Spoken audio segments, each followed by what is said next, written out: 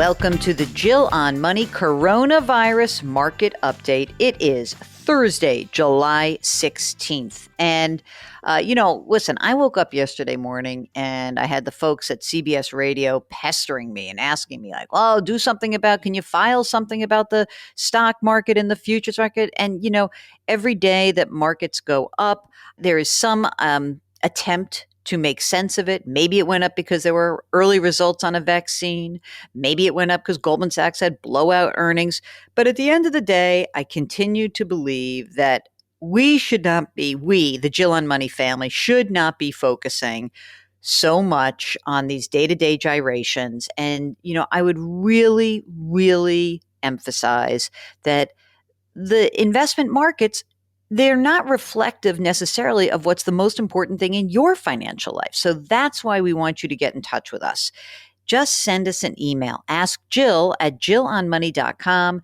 Ask Jill at jillonmoney.com. And, yesterday, Mark, a friend of ours who works at CBS, reached out to me and asked about allocation of a retirement account. And I was laughing because I said, you keep focusing on the investment part and I keep telling you to save more. So we're at odds here. I said, so I'm going to stop answering your questions about allocation until you start saving more money. And that was the end of the conversation. It was great. Okay, we got to follow up because earlier this week we had a question from Dale about her mother who is selling her home worth about $1 million.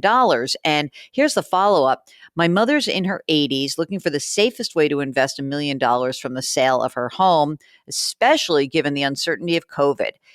Evidently, the FDIC standard deposit insurance coverage limit is $250,000. So how can she invest the rest safely?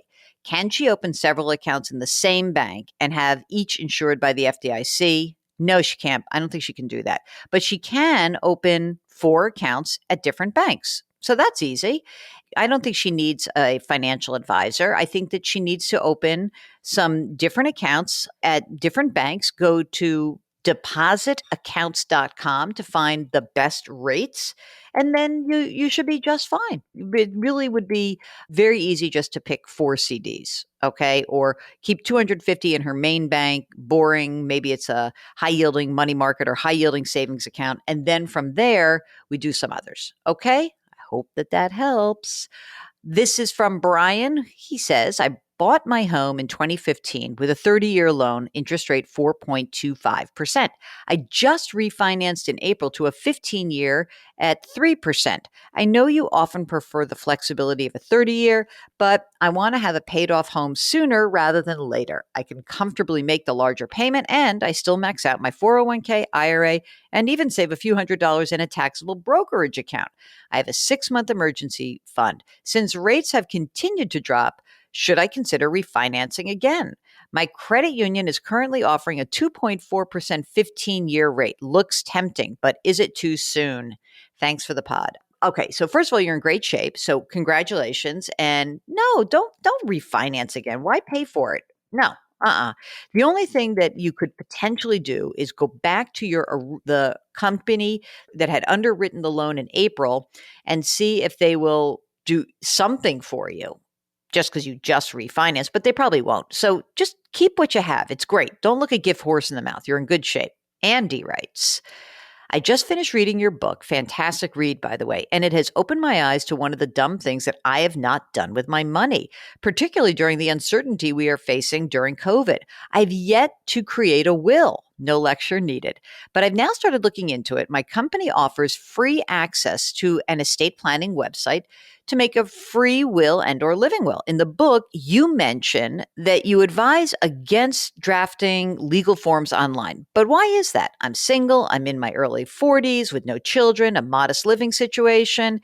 Is the online option a good one for me rather than paying a lawyer? Sure. I think in this case, yes, you're right. When it's a simple situation, the one thing that, obviously complicates the online situation is that if you move states, you might need to have a different attorney review it in a state in which you move. If your financial situation changes, if your life situation changes. But that said, sure, go ahead and use it. Free is good. And free is certainly better than nothing. Okay, Michael writes, I have $500,000 in cash in my credit union, plus a Fidelity Roth IRA valued at over $300,000. My current 401k, $225,000. I'm 47, married with a 13 and 8-year-old. Additionally, we have 9 years left on our 15-year mortgage in New Jersey. I've always heard that too much cash in the bank isn't good, but I occasionally invest in real estate flips and want the cash option as a bonus. I'm looking for help to grow the money at a higher rate than the typical money market, but I would like to access about $200,000 in cash in the case of a deal passes my way. I'd love your advice. I always hear you on KYW. Thanks in advance, Michael. Well, I mean, with 500 grand in cash in the credit union, I think that you could probably say keep 200 there, but why don't you take the other 300 and look to do something with that cash? Does that mean you should be putting it in a non-retirement investment account? I don't know. I mean, I don't know what your risk tolerance is. The other idea might be just to start to use some of that $300,000 to build maybe a CD ladder, something, because I don't know if you want to really keep this money all safe or not. But as you just heard from my previous answer about depositaccounts.com, it is really the best resource for anyone looking for higher yielding savings, money market checking, CDs. Otherwise, you just go to a no load mutual fund house like a Vanguard or a Fidelity or a T. Rowe Price or a Schwab or a TD Ameritrade. You open up an account and you essentially start to invest in a longer term game plan for that money. But again, it really does depend on how much risk you want to take. Okay, here we go. This is from Eddie in Boston.